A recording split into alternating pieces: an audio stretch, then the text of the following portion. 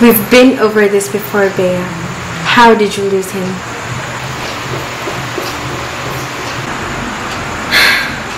It's not a difficult question.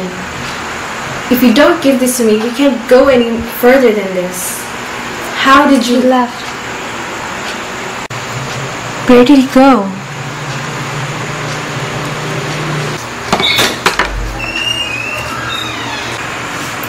He went back to Canada. I should warn you, Bea, that Mike did leave. His destination is far more incomprehensible. But I wasn't talking about Mike. Who are you talking about then? The piece to the puzzle.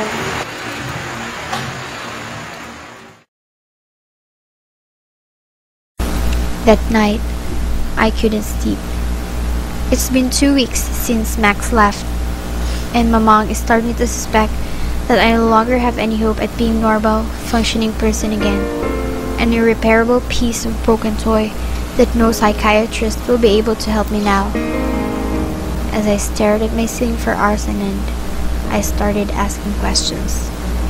Why I met Mike, why Max had to come in my life and leave me anyway, and what truth it was that clueless little me had to know. It didn't help that Max told me there were a lot of things I didn't know.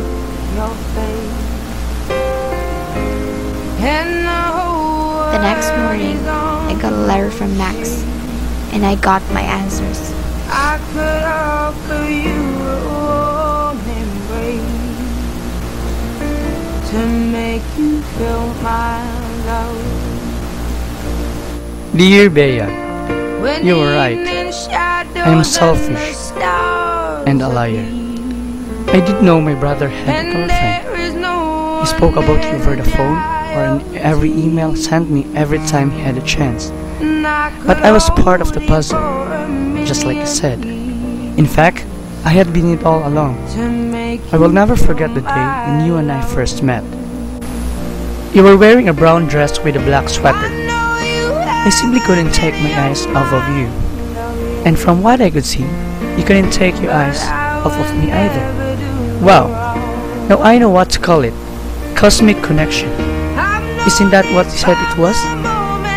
I'll never forget how my hands shook and how my heart clamored so hard against my chest. It wouldn't be a shock if it burst through. I tried to say something. Anything. Maybe get your name, but your friend kept tugging at your shirt and nagging you to move it. I begged to see you again, so you asked for a pen, and I gave you one. You asked for a paper, but unfortunately the only dry thing I had was my hanky. You scribbled on it, waved, and took off.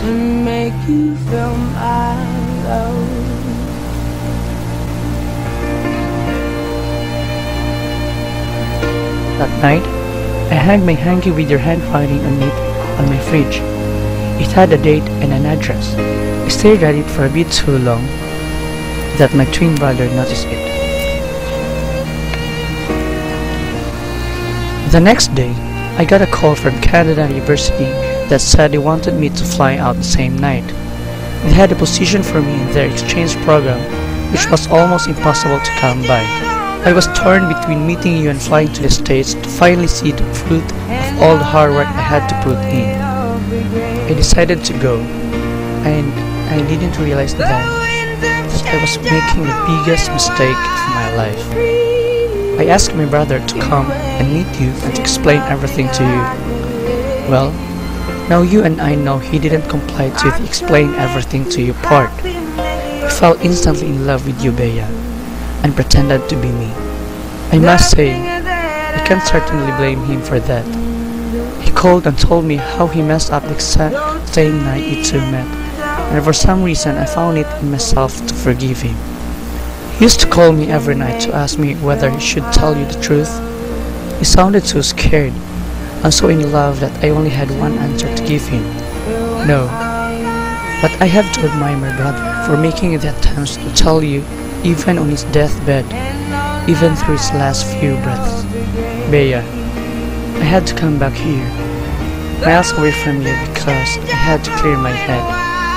I may be the piece to your puzzle, But my brother was the one who held the pieces together for a long time, who held us together. He was the one who had you under the impression that the unnamed stranger you met a year and a half ago was still existing in your world, and you believe it to be him. You must have found part of that cosmic connection with him too. You must have felt with him what you have felt with me. Now that is gone, that leaves us in a fragile situation, especially now that I have just laid the truth in front of you. I think you and I both know that I love you